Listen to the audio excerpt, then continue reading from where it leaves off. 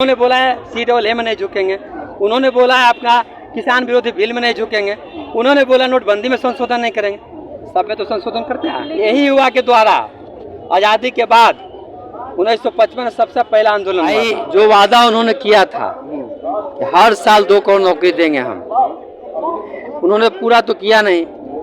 17 साल से लेकर 24 साल तक का जो बच्चा है 17-18 करोड़ है। आप अब उनके साथ जिंदगी का खिलवाड़ कर रहे हैं। सरकार तो बहुत सारे चीज को बोला है कि वापस नहीं लेंगे, GST वापस नहीं लेंगे, किसान विरोधी बिल वापस नहीं लेंगे, CAA वापस नहीं लेंगे। कितने में आप देखें कौन कौन वापस नहीं लेंगे। हाल फिलहाल किसान विरोधी बिल वापस लिए हैं। में आपका स्वागत है। मैं हूं कुंदन कुमार। आज राजद के द्वारा जितने उनके MLC MLA राज्यसभा के सदस्य सारे लोग आज विधानसभा से आके राजभवन मार्च किए हैं पैदल। उसी में आज दानापुर के विधायक जो हैं ऋतुलाल यादव, उनसे हमारी बातचीत हुई है। उनसे हम जानने की कोशिश किए कि वो इस अग्निपथ योजना के तहत क्या कहते हैं, क्योंकि दानापुर में सबसे ज़्यादा क्षति का मामला आया है, दानापुर में सबसे ज़्यादा उग्र प्रदर्शन हुए हैं। उन पे क्या वो उनका कहना है, क्या वो सोचते हैं, और जो भी आरोप भाजपा सरकार के द्वारा लगाया गया है राजद पे, उस पर उन्होंने क्या सफाई दी है, और अग्निपथ स्कीम को लेकर उनका क्या सोचना है, और जो छात्र जो गिरफ्तार हुए हैं उनके ऊपर उनका क्या कहना है। चलिए हम उनसे बात करते हैं।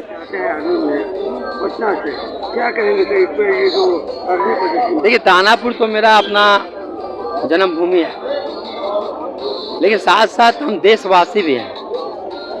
तो दानापुर के साथ साथ पूरे देशवासी के जो भी छात्र हैं उनके लिए चिंता हमको करना है, और हमेशा करते आए भी हैं। उनको लगता है कि युवाओं को कहीं ना कहीं जो वादे किए गए थे सरकार द्वारा रोजगार देने के, अब ये स्कीम जो है ये हानिकारक है। भाई जो वादा उन्होंने किया था कि हर साल 2 करोड़ नौकरी देंगे हम, उन्होंने पूरा तो किया नहीं। लेकिन आज फिर ऐसा समय पर लाकर खड़ा कर दिए लोगों को, देश के सामने अनेकों प्रकार की उन्होंने समस्या खड़ा किया है। सबसे पहले खड़ा किया CAA जो मोहम्मदन के लिए हानिकारक।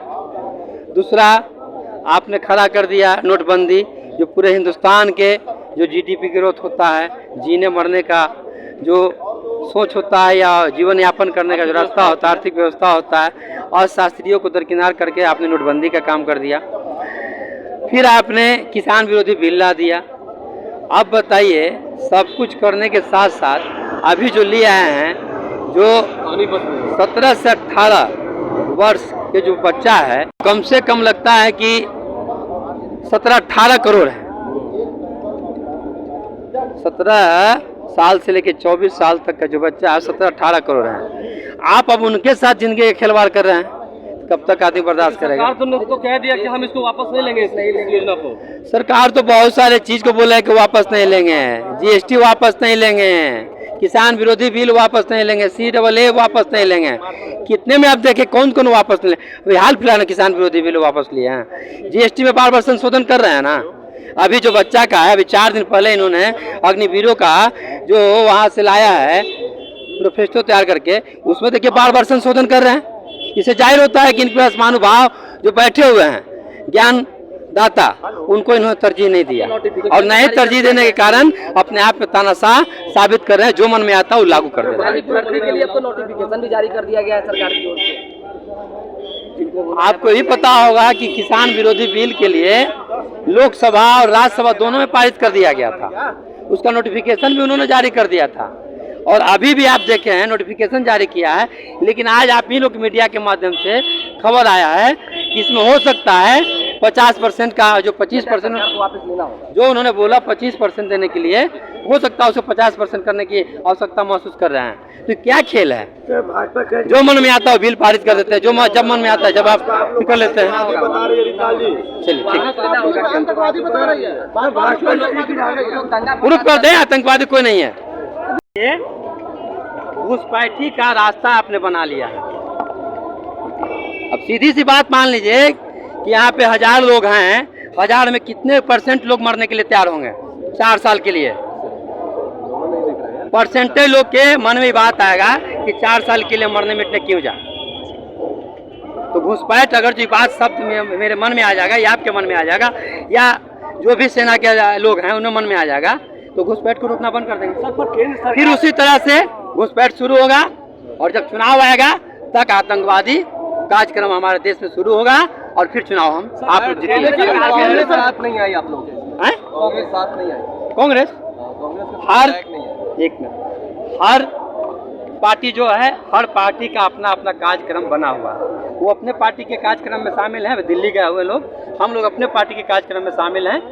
ना यहाँ अलग है ना केंद्र में अलग है। आप जो जानते हैं ना, केंद्र में अगर जो कहीं भी किसी के साथ हो तो कांग्रेस बिना अधूरा है। पता है ना कि जो व्यक्ति आवाज़ उठाएगा हिंदुस्तान में उसका फन को कुचलने का काम किया जाता है। जैसे हम लोग के घर में कैसे आता है, कोई सांप निकल गया तो उसको फन उठाता है तो लाठी डंडा से पीट देते हैं, और वहीं में कोई होता है तो डस लेता है तो कहता है गलती था सांप को। सांप का क्या गलती है? तुम न ऐसा योजना लाता, न यहाँ रोड पर लोग खड़ा होता, न मौका देता सांप को आने के लिए, न सांप तुम्हारे घर में घुसता। आरोप लगा है कि दानापुर में जो घटना हुई उस दौरान गुरु रहमान ने उपद्रवियों को वहां पर भड़काया था। अच्छा, कल तक गुरु रहमान कहाँ थे? कल तक आप ही लोग के संरक्षण में गुरु रहमान ने काम कोचिंग के चला रहे थे, काम कर रहे थे। हमने तो कई एक बिल लाया कि कोचिंग संस्थान के विरोध में आप कार्य कीजिए। जितना संख्या बल में है, जितना परसेंटेज बल में है, उतना छात्र को सुविधा नहीं मिलता है और आप लोग उसको प्रोत्साहन देते हैं। कार्रवाई क्यों नहीं करते हैं सरकार लोग? कार्रवाई करना चाहिए ना। और आज जब उनके विरोध में कार्रवाई हुआ, छात्र जब रोड पर आया, छात्र अपनी जिंदगी से जूझ रहा था तो रोड पर आया तो उसके विरुद्ध आप कार्रवाई कर रहे हैं, ईडी ला दिए। कल तक ईडी नहीं था, कल तक ज़्यादा धन नहीं कमाए हुए थे, कल तक उनको भी नहीं था बिजनेस का अधिकारी। आप लोग कहाँ गया होता? आपका आना चाहिए था ना। बैरिकेडिंग वगैरह कहीं आप लोग को सामना नहीं करना पड़ा, आसानी से आप लोग पहुंचे। हम लोग सच्चाई पे हैं, किसी भी बैरिकेडिंग को हम लोग को कभी सामना नहीं करना पड़ेगा। प्रशासन अपना काम करे, हम लोग अपना काम करें। प्रशासन भी जान रही है, प्रशासन का ही बच्चा है, बच्ची है, बेटा है, बेटी है, पति है, पत्नी है, उन लोग को भी जीवन यापन करने के लिए कुछ न कुछ चाहिए। उन लोग का भी तो बच्चा जाके जाता है सेना में। आपको पता है ना कि हिंदुस्तान में जितने भी सेना है कम से कम 5 से 10% उन्हीं के परिवार से लोग बिलोंग करते हैं सेना में। एक रिटायर होता है, दूसरा जाते हैं। उनको भी बात का मलाल नहीं है कि कल तक मेरा जिंदगी क्या था, जाने वाला बच्चा का, जाने वाला परिवार का, जाने वाला बेटा बेटी का क्या हासिल होने वाला है। तो सब कुछ साथ है मेरा। सरकार झुकने के मूड में नहीं है, उन्होंने कहा कि वापस नहीं होगा, ये रद्द नहीं होगा। श्रीमान, आपने कब हमेशा देखा था, उन्होंने बोला जीएसटी में नहीं झुकेंगे, उन्होंने बोला है CAA में नहीं झुकेंगे, उन्होंने बोला है अपना किसान विरोधी बिल में नहीं झुकेंगे, उन्होंने बोला नोटबंदी में संशोधन नहीं करेंगे। सब में तो संशोधन करते हैं। लेकिन युवाओं पर तो रोक लगा दिया कि जो युवा इसमें प्रदर्शन में भाग लेंगे उनको नौकरी नहीं मिलेगी। तो आपको पता होगा यही युवा के द्वारा आज़ादी के बाद 1955 में सबसे पहला आंदोलन हुआ था, मंत्री के बलबोलापन के कारण। उस वक्त हुआ करते थे पंडित जवाहरलाल नेहरू प्रधानमंत्री, उनको भी आना था पड़ा था। KV शाह जी का मुख्यमंत्री काल चला गया था, महामाया बाबू का चला गया, इंदिरा गांधी का चला गया। नहीं झुकेंगे। जनता जब बनाती है तो उसको उतारने का भी ताकत है। आप लोग भड़का रहे हैं युवाओं को, तमाम बीजेपी के नेता कह रहे हैं। जनता को नहीं भड़का रहे हैं, जनता हम लोग से उम्मीद किए हुए है। जनता हम लोग को प्रोत्साहित कर रही है कि जब हम लोग आपका अपना जो भी था व्यक्तित्व, जो भी था मान सम्मान एकत्रित करके आपको जिता करके भेजे संसद में, सदन या संसद में, तो आप वहाँ पे अपना काम करें। जैसा कि आपने सुना कि ऋतुराज यादव का कहना है कि जितने भी छात्र हैं वो छूटेंगे और ये कानून है।